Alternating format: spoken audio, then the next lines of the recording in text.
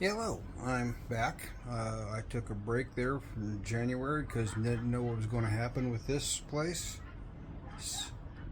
My wife's in the background laughing.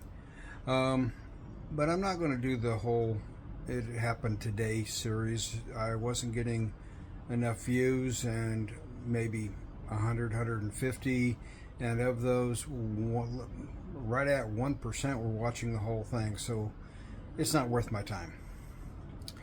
Anyways, what I thought I'd do is just kind of pick one or two things, one thing most likely, and kind of do a little video on it. Maybe not every day, but every now and then, and interesting things. And today it's Punxsutawney Day.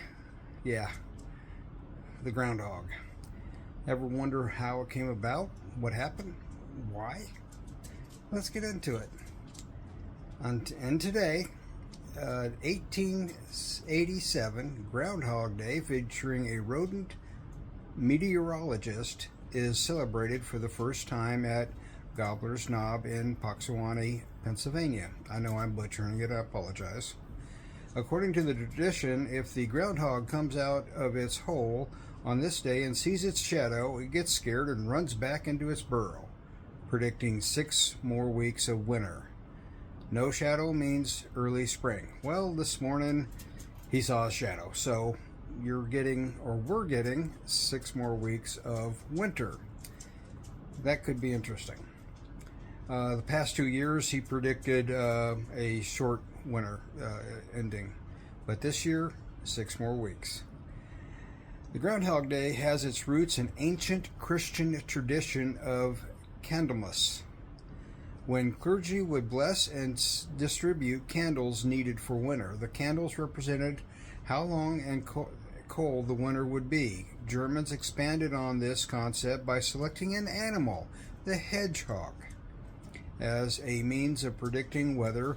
Once they came to America, German settlers in Pennsylvania continued the tradition, although they switched from a hedgehog to a groundhog, which were plentiful in the Keystone State. Groundhog is also called a woodchuck. I did not know that. And whose scientific name is Marmota monax. I butchered it. Yeah. Typically it weighs 12 to 15 pounds and lives up to... Blah, blah, blah. I want to do this again, yes. Lives 6 to 8 years. They eat vegetables and fruits and whistle when they're frightened or looking for a mate. Are they scared of their mate? Is that why they whistle? Because they're frightened? They're also sometimes called the whistling pig. And they can climb trees and swim. They go into hibernation in late fall. During this time, their body temperature drops significantly. Their heartbeats slow from 80 to 5 beats per minute. They can lose 30% of their body fat. In February, the male groundhog emerges from their burrows to look for a mate, not to predict the weather, before going back underground. They come out of hibernation for good in March, which means they always predict it's going to be a long winter, I would say.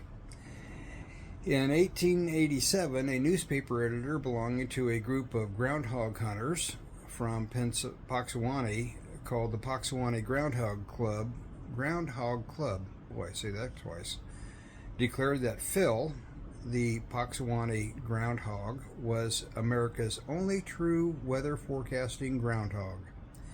The line of groundhogs that have since been known as Phil might be America's most famous groundhog. But other towns across North America have also their own weather predicting rodent. From Birmingham Bill to Staten Island Chuck to, I'm not even sure I can pronounce that, Scatsenberry Sam in Canada. Yeah, I butchered it. Yeah, big time. In 1993, the movie Groundhog Day, starring Bill Murray, popularized the usage of Groundhog Day to mean something that repeated itself over and over.